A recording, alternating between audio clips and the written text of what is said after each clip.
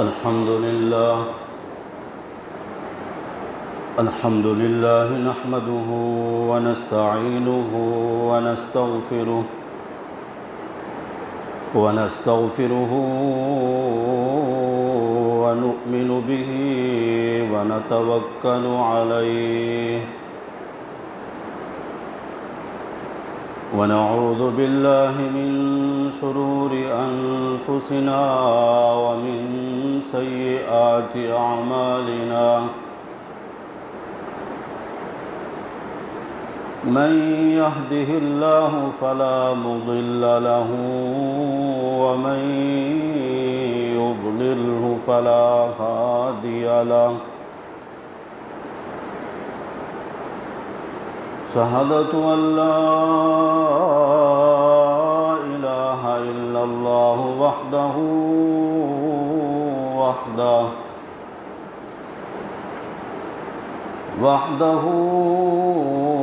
لا شريك له وأشهد أن محمدًا عبده ورسوله أما بعد فأعوذ بالله من الشيطان الرجيم بسم الله الرحمن الرحيم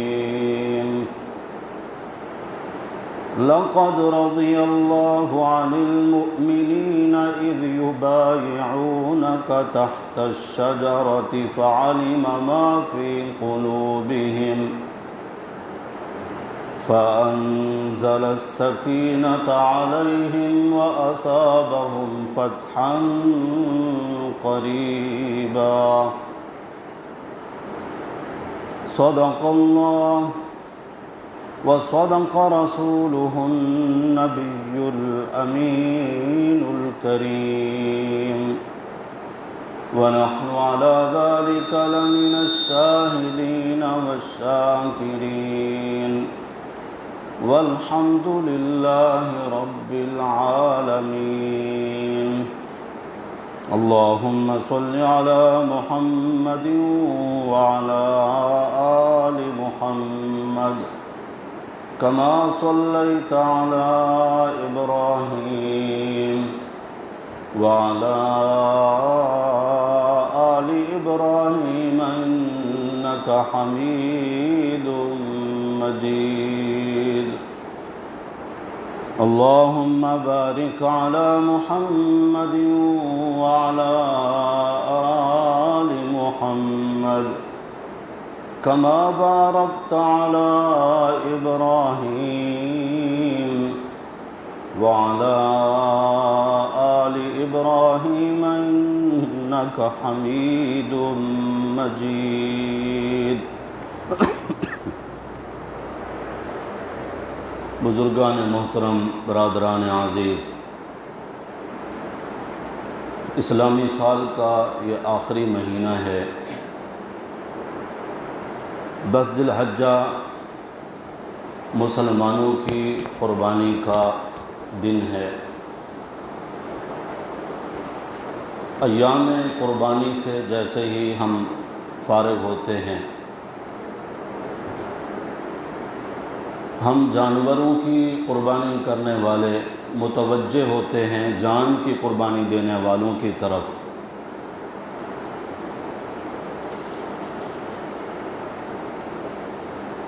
18 ذی الحجہ کو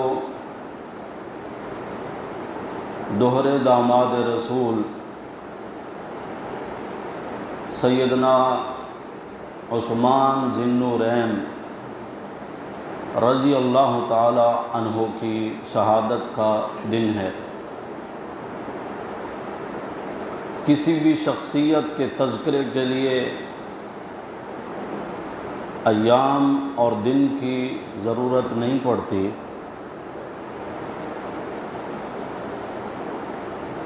لیکن آج کے اس پرفتن دور میں جہاں اصحاب رسول کے ساتھ الگ الگ انداز سے سلوک کیا جاتا ہے، بعض کے تذکرے کے لیے باقاعدہ دن مخصوص کیا جاتا ہے، عام تعطیل کی جاتی ہے، میڈیا پر خصوصی پروگرامات ہوتے ہیں، اخبارات میں کالم چھپتے ہیں، اور بعض اصحاب رسول وہ ہیں جن کو نظر انداز کر دیا جاتا ہے۔ ان کی اہمیت اور ان کی خصوصیات کو جب ہم دیکھتے ہیں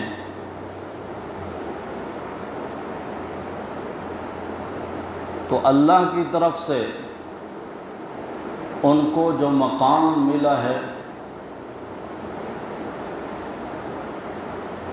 وہ دوسروں سے ممتاز ہیں، اس کے باوجود ان کے ساتھ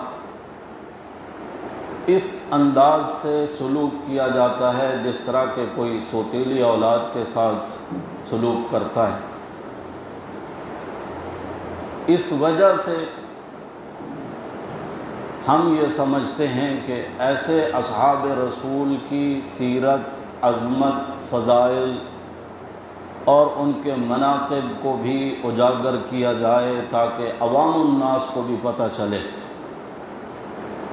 اسی مناسبت سے آج کا جمعہ کا یہ بیان خاص ہوگا، مخصوص ہوگا سیدنا عثمان غنی رضی اللہ تعالی عنہ کی شخصیت کے لیے۔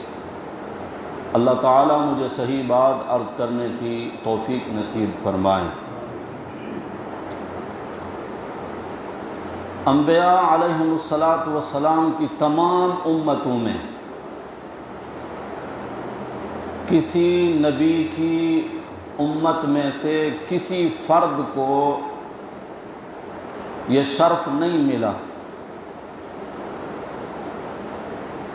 جملے میرے قابل غور ہیں۔ تمام انبیاء کی امتیں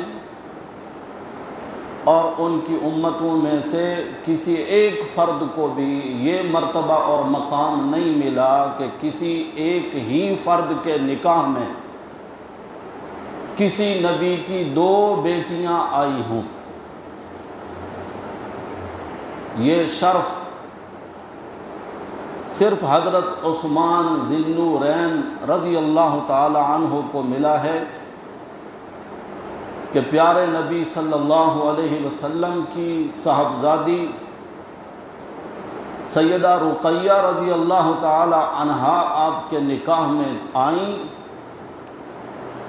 اور جب ان کا انتقال ہوا تو پھر پیارے نبی صلی اللہ علیہ وسلم نے اپنی دوسری صاحبزادی ام کلثوم رضی اللہ تعالی عنہا کا نکاح بھی حضرت عثمان سے فرمایا۔ یہ جو شرف ہے حضرت عثمان غنی رضی اللہ تعالی عنہ کا، یہ اس پوری کائنات میں کسی فرد بشر کو نہیں ملا۔ رسول اللہ صلی اللہ علیہ وسلم کے ساتھ حضرت عثمان رضی اللہ تعالی عنہ کی قرابت، رشتہ داری صرف سسر اور داماد کی حد تک نہیں، یہ مرتبہ تو آپ کو بہت بعد میں ملا۔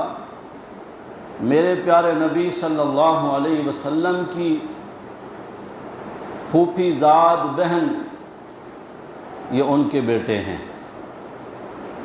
اس رشتے سے حضرت عثمان رضی اللہ تعالی عنہ حضور اکرم صلی اللہ علیہ وسلم کے کیا لگے؟ بھانجا، پھوپھی زاد بہن کے بیٹے۔ ابتدائی طور پر جب پیارے نبی صلی اللہ علیہ وسلم نے اعلان نبوت فرمایا، سب سے پہلے لبیک کہنے والے صدیق اکبر رضی اللہ تعالی عنہ، جنہوں نے مسلمان ہونے کے بعد صرف اپنے ایمان تک اپنے آپ کو محدود نہیں رکھا بلکہ رسول اللہ صلی اللہ علیہ وسلم کے ساتھ مل کر دعوت اور تبلیغ کا یہ سلسلہ جب شروع فرمایا تو سب سے پہلے ابو بکر صدیق رضی اللہ تعالیٰ عنہ کی دعوت پر اسلام قبول کرنے والے حضرت عثمان غنی رضی اللہ تعالیٰ عنہ خود فرماتے ہیں کہ میرے اسلام لانے سے پہلے صرف 3 افراد مسلمان تھے۔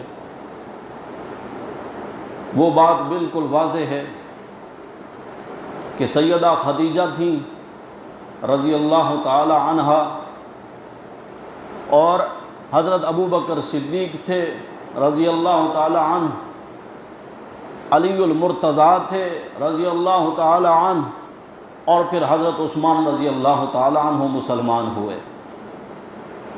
آپ کی سیرت، تاریخ اور سیرت کی تمام کتب کو آپ دیکھ لیں، ساری زندگی یعنی 23 سال تو انہوں نے نبی پاک صلی اللہ علیہ وسلم کے ساتھ گزارے ہی ہیں۔ کوئی لمحہ ایسا نہیں آیا کہ نبی پاک صلی اللہ علیہ وسلم نے غصے کی نظر سے عثمان کو دیکھا ہو، یہ موقع کبھی نہیں آیا۔ دیگر اصحاب رسول کے ساتھ اس طرح کے واقعات پیش آ چکے، وقتی طور پر آپ صلی اللہ علیہ وسلم نے غصے کا اظہار فرمایا، مگر عثمان غنی رضی اللہ تعالیٰ عنہ کی طرف دیکھتے ہوئے کبھی بھی میرے نبی کی مبارک پیشانی پر بل نہیں پڑے۔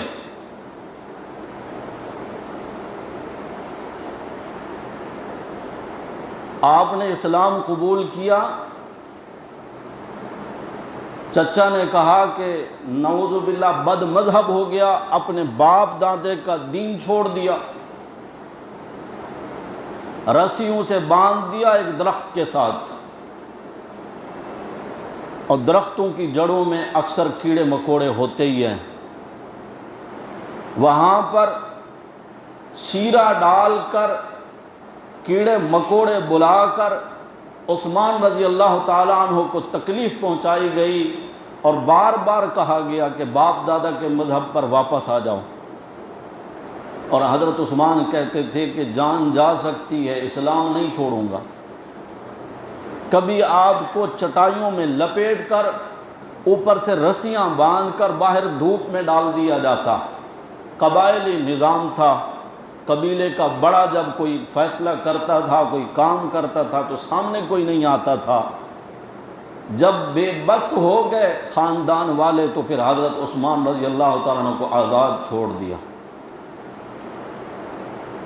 زمانہ اسلام تو آپ کے احسانات کا معترف ہے ہی، مسلمان ہونے کے بعد حضرت عثمان رضی اللہ تعالیٰ عنہ نے سخاوت کی، لیکن اسلام سے پہلے بھی آپ کی سخاوت اور آپ کے غنا کے ہر طرف چرچے تھے۔ صرف مسلمانوں کے لیے فیاض اور سخی نہیں تھے، کافروں پر بھی آپ کے احسانات تھے۔ بعض خوبیاں اللہ تعالیٰ انسان کی فطرت میں ڈالتے ہیں، سخاوت کا جو وصف حضرت عثمان کو ملا اور وافر مقدار میں ملا، رہتی دنیا تک کے لیے وہ ضرب المثل بن گیا۔ میرے نبی صلی اللہ علیہ وسلم 13 سال تک مکہ معظمہ میں رہے اعلان نبوت کے بعد۔ حضرت عثمان کا نکاح ہو چکا ہے میرے نبی کی صاحبزادی کے ساتھ۔ جب قریش کی طرف سے تکالیف اور مصائب کا سلسلہ بڑھا، صحابہ کرام کو ہجرت کا حکم ملا اللہ کی طرف سے۔ جن صحابہ کرام نے مکہ سے ملک حبشہ کی طرف ہجرت کی، ان میں حضرت عثمان غنی رضی اللہ تعالی عنہ اپنی اہلیہ محترمہ میرے نبی صلی اللہ علیہ وسلم کی صاحبزادی حضرت رقیہ رضی اللہ تعالی عنہ کے ساتھ۔ آج تو جدید دور ہے، ایک ملک کا باشندہ دوسرے ملک میں رہنے والے اپنے عزیز و اقارب کے ساتھ رابطے میں ہوتا ہے، خیر خیریت کا پتہ چلتا ہے۔ جب ایک عرصہ گزر گیا، ملک کے حبشہ سے کوئی خبر نہیں کہ عثمان اور سیدہ رقیہ کس حال میں ہیں، تو میرے نبی صلی اللہ علیہ وسلم کی بے چینی کا یہ عالم تھا۔ حبشہ کی طرف سے آنے والے راستے پر اکثر جا کر کھڑے ہوتے اور ملک کے حبشہ سے آنے والے لوگوں سے پوچھتے کہ وہاں حبشہ میں عثمان سے بھی کہیں ملاقات ہوئی ہے، میرے عثمان اور میری رقیہ کس حال میں ہیں، مجھے ان کی کوئی خبر دے۔ اور سیدنا ابو بکر صدیق رضی اللہ تعالیٰ عنہ فرمایا کرتے تھے، اللہ کے نبی لوط علیہ السلام اور اللہ کے نبی ابراہیم علیہ السلام کے بعد حضرت عثمان رضی اللہ تعالیٰ عنہ وہ پہلے فرد ہیں جنہوں نے اپنے گھر والوں سمیت ہجرت کی ہے اللہ کے راستے میں۔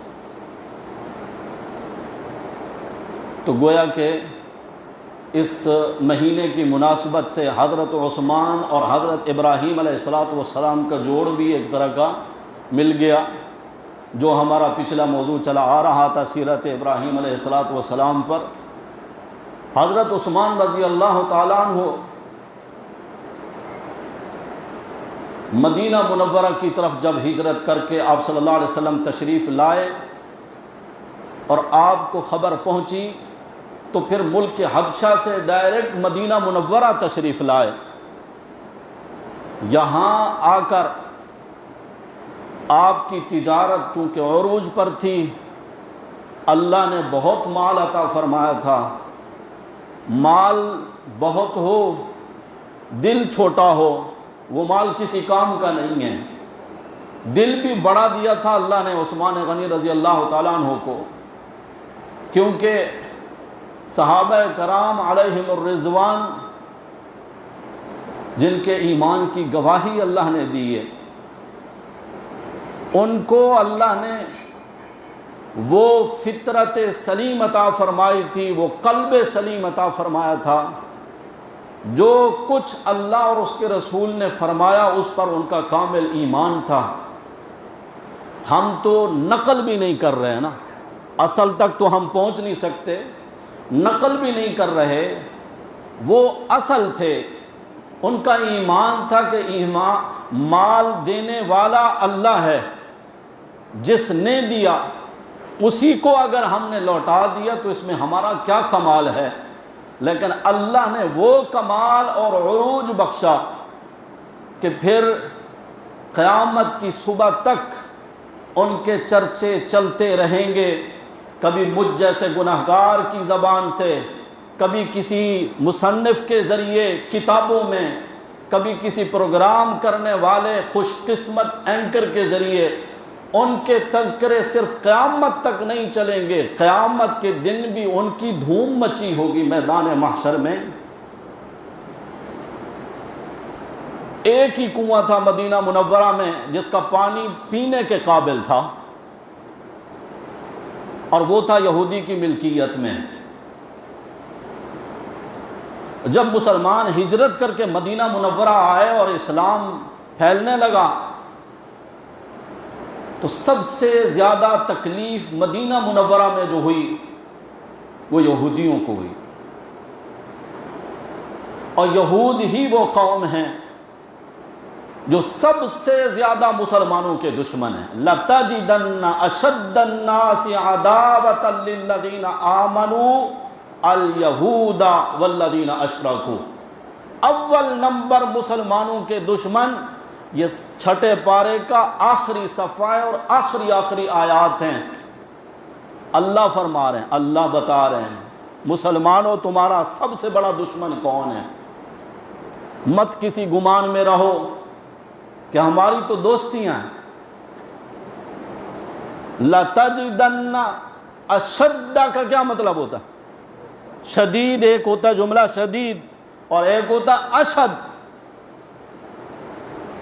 شدید سخت ہے، اشد بہت زیادہ سخت، بہت زیادہ سخت دشمن تمہارے جو ہیں ایمان والو وہ الیہود، اول نمبر پر یہودی ہیں، اور والذین اشرکوا، اور دوسرے نمبر پر جو مشرک ہے وہ مسلمانوں کا سب سے بڑا دشمن۔ وَلَتَجِدَنَّ أَقْرَبَهُمْ، اور جو حقیقت میں نصارہ ہیں،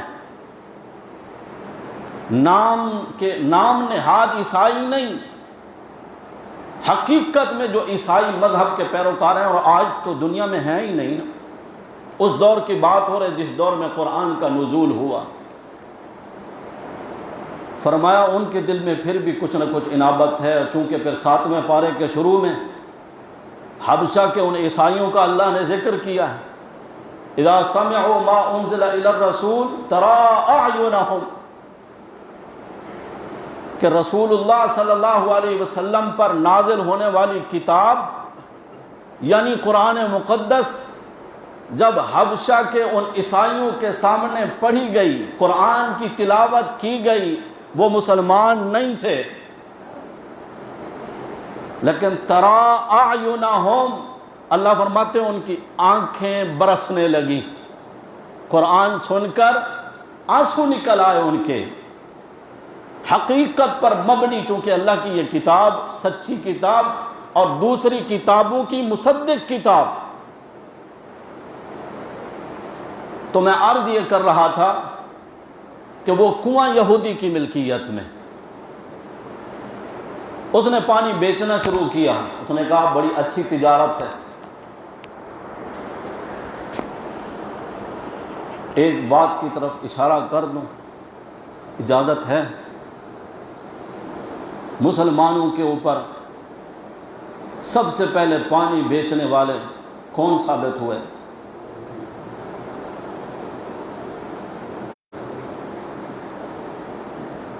حضرت عثمان غنی رضی اللہ تعالیٰ عنہ نے دیکھا مسلمان مشکلات کا شکار ہیں، آج بھی آپ سب بھائیوں کو اللہ تعالیٰ مدینہ منورہ لے جائے، آپ آگے آگے ہوں اور میں بھی آپ کے ساتھ۔ اپنی بات پہ تو زور سے آمین کہیے، میرے لیے بھی آمین کہہ دو بھائی، اللہ ہم سب کو ساتھ لے جائے۔ مسجد نبوی شریف سے آپ حضرت عثمان غنی رضی اللہ تعالیٰ عنہ کے اس کنویں تک آج بھی جائیں، بہت لمبی مسافت ہے۔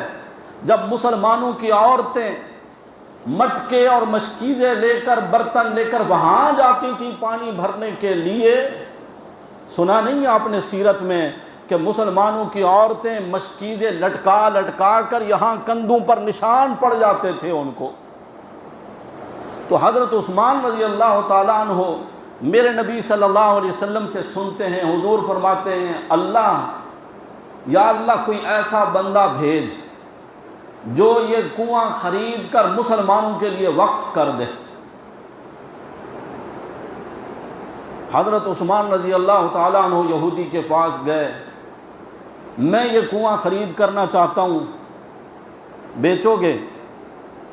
اس نے کہا نہیں بیچتا، کیونکہ اس کی اچھی تجارت چل رہی تھی، خوب مال کما رہا تھا، وہ مجبوری سے فائدہ اٹھا رہا تھا۔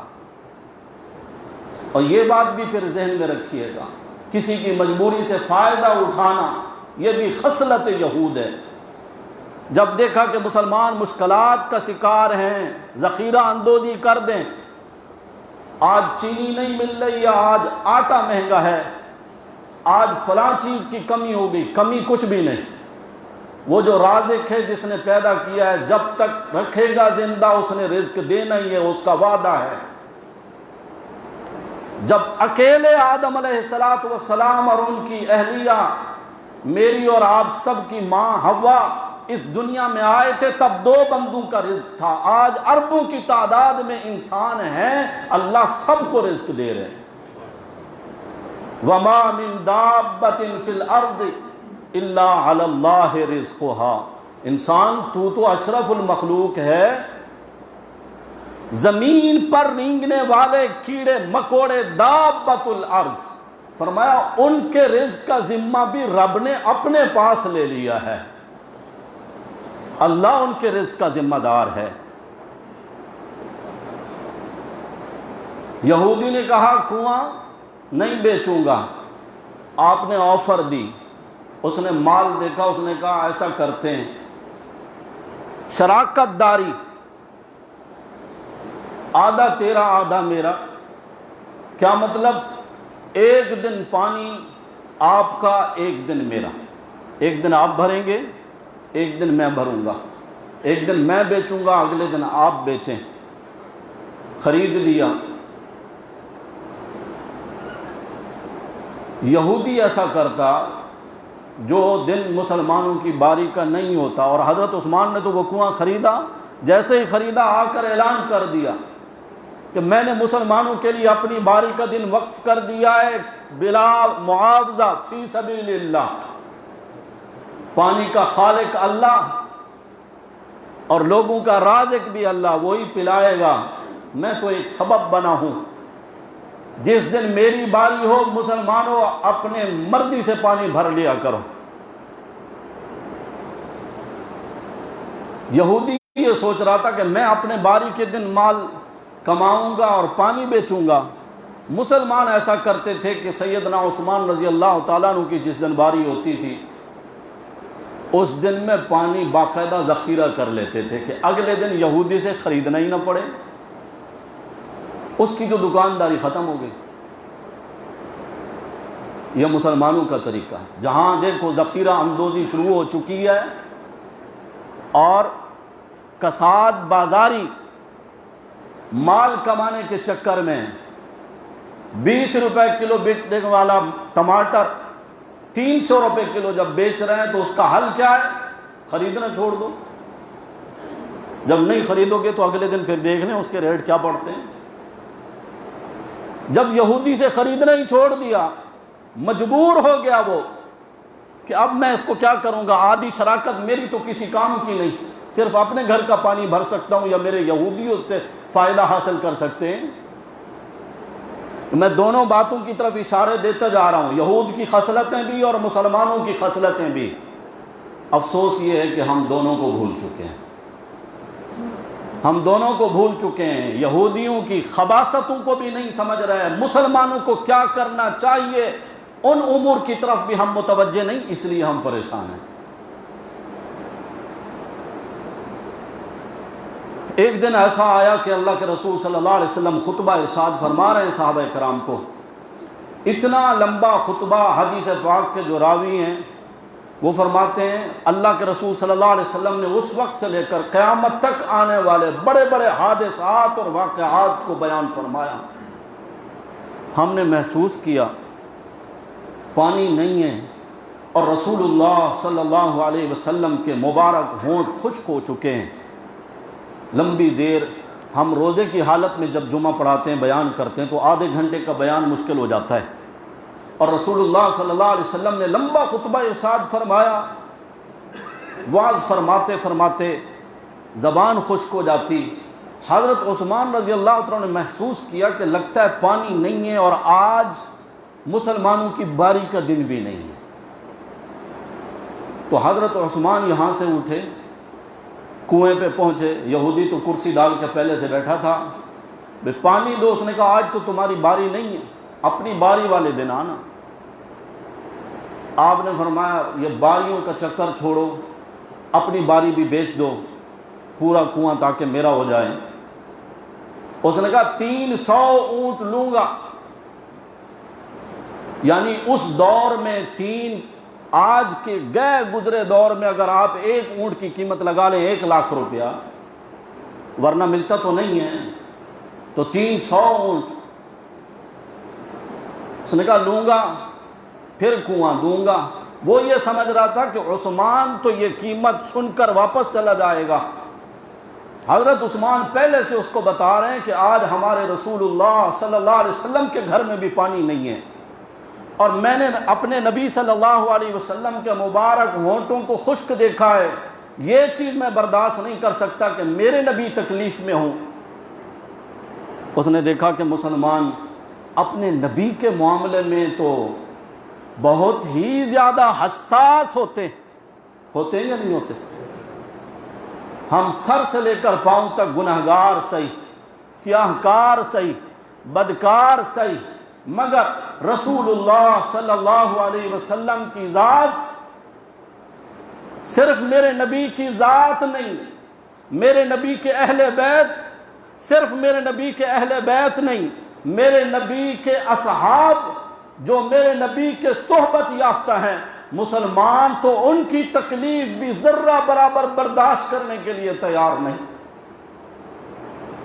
اگر کوئی مجھے میری ماں کی گالی دے، ہو سکتا ہے میں برداشت کر لوں، مگر کوئی میرے نبی کے کسی صحابی کو گالی دے، میرے نبی کے گھر والوں میں سے کسی پر بکواس کرے، میرے نبی صلی اللہ علیہ وسلم کی ہتک کرے، آپ کی توہین میں کوئی جملہ بھی ادا کرے، ادنیٰ سا مسلمان اس بات کو گوارا نہیں کر سکتا۔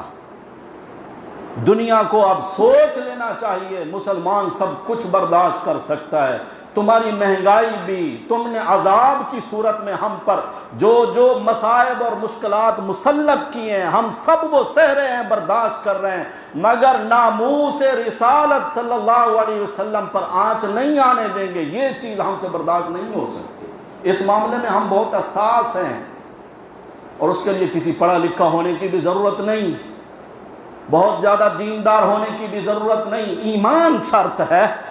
ایمان ہو دل میں تو پھر رسول اللہ صلی اللہ علیہ وسلم کی محبت میں، آپ کی ذات کے بارے میں، آپ کے اہل بیت کے بارے میں، آپ کے اصحاب کے بارے میں مسلمان بڑا حساس ہے، ان چیزوں کو وہ برداشت نہیں کر سکتا۔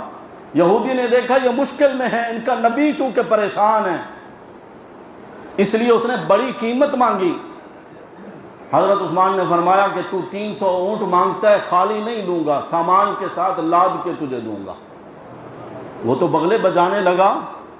یہود مال میں بڑے حریص ہیں، موت سے ان کو بڑا ڈر لگتا ہے۔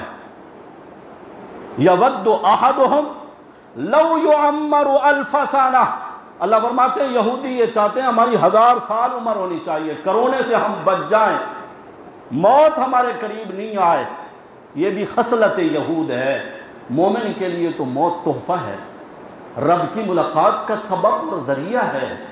مومن تو ملاقات کرے گا موت کے ذریعے اپنے رب کے پاس، اور اللہ نے جو اس کے لیے جو انعامات تیار کیے ہیں، لا تعلم نفس ما اخفی لهم من قرۃ اعین، اللہ فرماتے ہیں جو میں نے تمہارے لیے جنت کی صورت میں نعمتیں تیار کر رکھی ہیں، کوئی دل اس کا تصور بھی نہیں کر سکتا، اور کوئی آنکھ ان آنکھوں کی ٹھنڈک جو میں نے تیار کی ہے ان کا ادراک نہیں کر سکتی۔ کوئی نہیں جانتا کہ میں نے تمہارے لیے کیسی کیسی نعمتیں تیار کی ہیں۔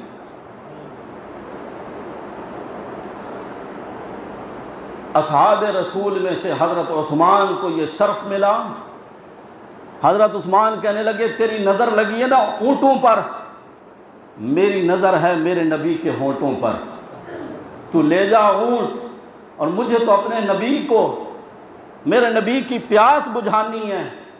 پانی بھر کر لاتے ہیں حضرت عثمان، اسی حال میں ابھی تک اللہ کے رسول صلی اللہ علیہ وسلم خطبہ ارشاد فرما رہے ہیں، پیالہ پانی کا بھر کے میرے نبی کے قریب لے کر آتے ہیں۔ حضور نے پانی دیکھا، اور پانی بھی عثمان کے ہاتھ میں۔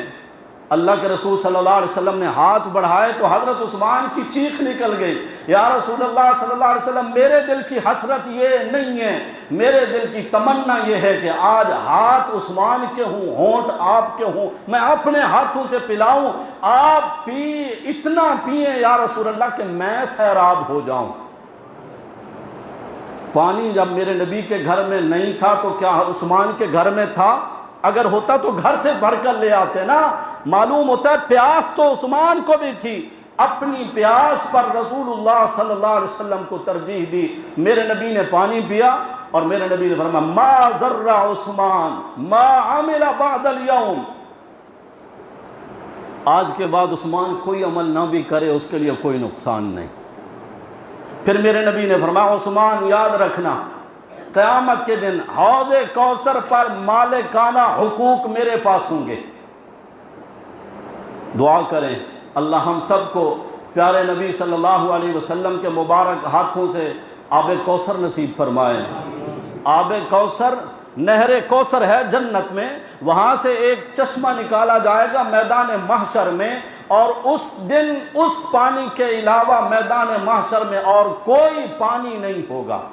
اللہ کے عرش کے سوا سایہ نہیں ہوگا، اور میرے نبی کے حوض کے سوا پانی نہیں ہوگا میدان محشر میں۔ حضور اکرم صلی اللہ علیہ وسلم فرماتے ہیں عثمان، میری امت کے لوگ آئیں گے حوض کوثر پر پانی پینے کے لیے، میں پیالے بھر بھر کے رکھتا جاؤں گا۔ وہ حوض کوثر جس کے اندر کی گہرائی میں جو گارا اور مٹی، فرمایا وہ مشک و کافور کی ہوگی، اور وہاں کے برتن آسمان کے ستاروں کی طرح چمکتے ہوں گے۔ ابو بکر و عمر کی وہاں کرسیاں لگی ہوں گی جو لوگوں کو اجازت نامے فراہم کریں گے کہ آئیے تم بھی پیو۔ عثمان جب تو آئے گا اور پیالے کی طرف ہاتھ بڑھائے گا تو یاد رکھنا عثمان، انتظرک علی الحوض، میں حوض کوثر پر تیرا انتظار کروں گا۔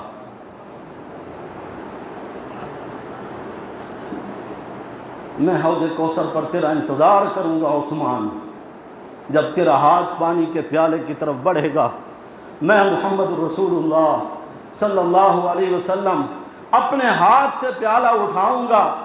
تلک بتلک عثمان، آج کے دن کا بدلہ میں تجھے میدان محشر میں دوں گا۔ آج ہونٹ میرے ہیں، ہاتھ تیرے تھے، پانی تو نے مجھے پلایا، کل قیامت کے دن حوض کوثر پر ہونٹ تیرے ہوں گے، میں محمد رسول اللہ اپنے ہاتھوں سے تجھے سیراب کروں گا۔ حضرت عثمان غنی رضی اللہ تعالیٰ عنہ نے مسلمانوں کے لیے وہ کنواں وقف کر دی۔ جہاں پانی ہوتا ہے وہاں پھر درخت بھی اگتے ہیں، چونکہ وہی ایک ہی میٹھے پانی کا کنواں تھا۔ کنویں ڈول کھینچے، باہر پانی گرا، ادھر ادھر پھیلنے لگے درخت، حتیٰ کہ 1500 کھجور کے درخت تیار ہو گئے۔ آل سعود کے دور میں 1500 کھجور کے درختوں کا باغ، وہ باغ آج بھی الحمدللہ موجود ہے، اور وہاں پر سرکاری دفتر ہے میونسپل کمیٹی کا، باڑ لگائیے چاروں طرف۔ سعودی حکومت نے سوچا حضرت عثمان کا یہ صدقہ جاریہ بند نہیں ہونا چاہیے، کھجوریں بکتی ہیں، ان کی آمدنی آتی ہے، تو انہوں نے بینک میں عثمان ابن عفان رضی اللہ تعالیٰ عنہ کے نام سے ایک اکاؤنٹ کھول دیا، بھی یہ آمدنی اس میں جمع ہوگی۔ سالانہ آمدنی جمع ہوتی رہی، پیسہ بہت ہو گیا، تو انہوں نے فندق عثمان کے نام سے ایک رہائشی ہوٹل تعمیر کرایا مدینہ منورہ میں۔ حج عمرے کے لیے جو لوگ وہاں جاتے ہیں ہوٹلوں میں قیام کرتے ہیں، وہ ہوٹل کرائے پر لیے جاتے ہیں، یہ ہوٹل بھی کرایہ پر لوگوں کو ملے گا، اس کی آمدنی آئے گی۔ بھائیو 15 ملین ریال سالانہ آمدنی شروع ہو گئی۔ پھر حضرت عثمان کے اکاؤنٹ میں پھر وہ یہ کرتے، آج تک یہ سلسلہ جاری ہے کہ آدھی آمدنی فقراء اور مساکین میں تقسیم کر دیتے ہیں، آدھی آمدنی پھر سے اسی اکاؤنٹ میں، اور ہوٹل کی دیکھ بھال اور مزدوروں اور ان کے جو وہاں پر ملازمین ہیں ان پر۔ حضرت عثمان غنی رضی اللہ تعالیٰ عنہ کے اخلاص کو سلام کرو، جن کا صدقہ جاریہ 1441 سال گزرنے کے بعد آج بھی جاری ہے، اور انشاءاللہ قیامت تک جاری رہے گا۔ اب تو چونکہ میں نے جیسے بتایا سرکاری دفتر ہے میونسپل کمیٹی کا، اندر داخل نہیں ہونے دیتے۔ 2003 میں ہم پہلی بار جب گئے تو وہاں مدینہ منورہ میں ایک ساتھی تھے، اس وقت اتنا زیادہ سختی بھی نہیں تھی، تو ہم اس کنویں پر گئے، اس کا پانی اور وہاں کی باغ کو اب باہر سے تو دیکھ سکتے ہیں کیونکہ چاروں طرف روڈ ہے، اس کے اندر داخلہ اتنا آسان نہیں ہے۔ تو عرض کرنے کا مقصد یہ ہے کہ حضرت عثمان غنی رضی اللہ تعالیٰ عنہ کی شخصیت آپ کے فضائل اور مناقب، آپ کی خصوصیات اور اللہ کی طرف سے آپ کو جو رفعتیں بلندیاں ملیں، مسلمان تو کوئی بھی اس کا انکار نہیں کر سکتا۔ میں نے اس موضوع کو آج اس لیے اپنا موضوع سخن بنایا۔ 18 ذی الحجہ یہ یوم شہادت ہے دوہرے داماد رسول حضرت عثمان ذی النورین رضی اللہ تعالیٰ عنہ کا۔